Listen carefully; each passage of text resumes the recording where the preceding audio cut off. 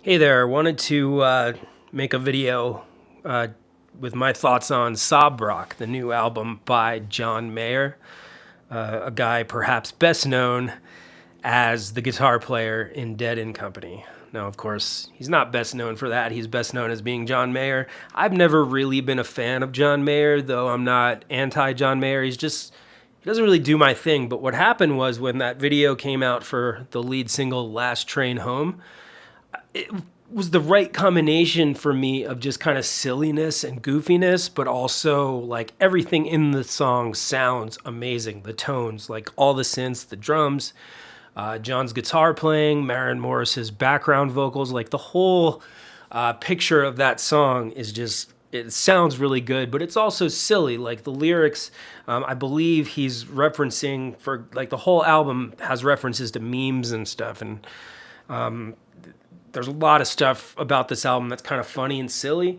And he has a line in this song, "If you're going to roll me, then you better roll me all night long." I think that's a reference to Rick rolling because it's sort of like, it's John Mayer, but it's like, it sounds like a classic 80s song. But there were two things. After I kind of got roped into the hype of the album, there were two things I was looking for to really put it over the top for me and have this be an album that I just fell in love with.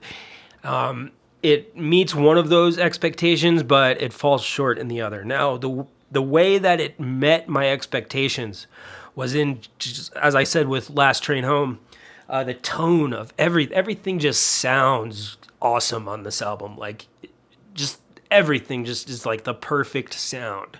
It's warm, it's inviting, the guitar sounds, all the synths that are on this album, like it just sounds really good. That being said, there's two areas, and one area that's really important to me where it just really fell short. And that's in the area where, like, John Mayer is an amazing guitar player. Like, he's an incredible guitar player, a genius guitar player. And another reason that I really was kind of interested in this album because he's playing PRS guitars now, which is also my main electric guitar. And, just kind of, you see somebody playing the same guitar, you kind of like that, whatever. But the problem with this album is he doesn't really let his guitar playing break through.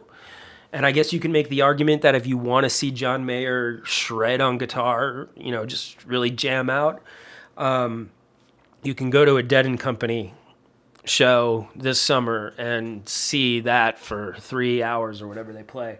But I wanted to hear John Mayer do like all the 80s stuff, all the references to those sounds, but then I wanted to also hear him just go off on the guitar once in a while.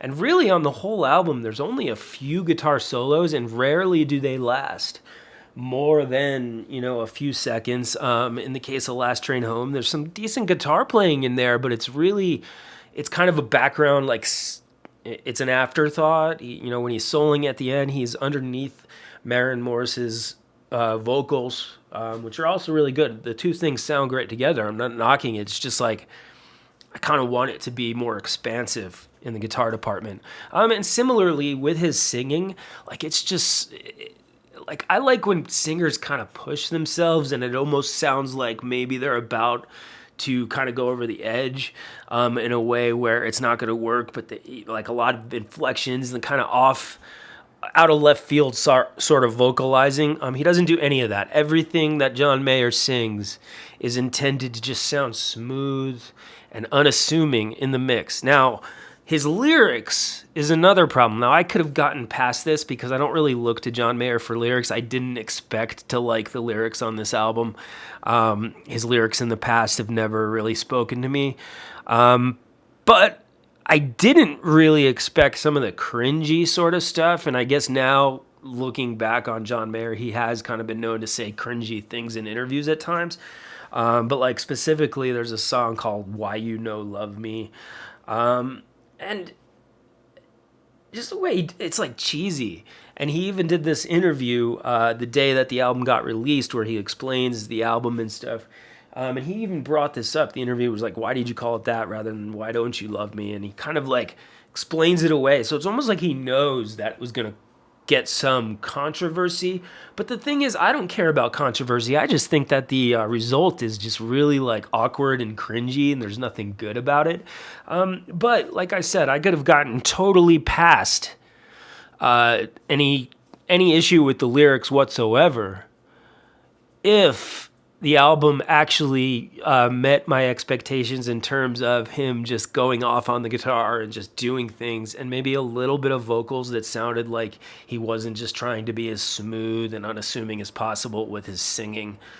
That's about it. That's all I really want to say about this album. On a scale of 10, I'd probably give the album about a 6.5 to 7 total. Just on like what I said before about the tones, the way that everything sounds, all the sounds, in that respect, it's like a 9. Like, it just sounds good all the way through. But it's just like, it never really grabs me as like, oh wow, he's really trying something like off the wall here. He's really pushing some boundaries. That never even happens once on the album. And then, you know, the cringy lyrics and stuff, whatever. It is what it is. Different people are going to have different takes on that and different assessments on how it does or doesn't affect the music. So anyway, if you agree or disagree with what I'm saying here, let me know in the comments. Thanks.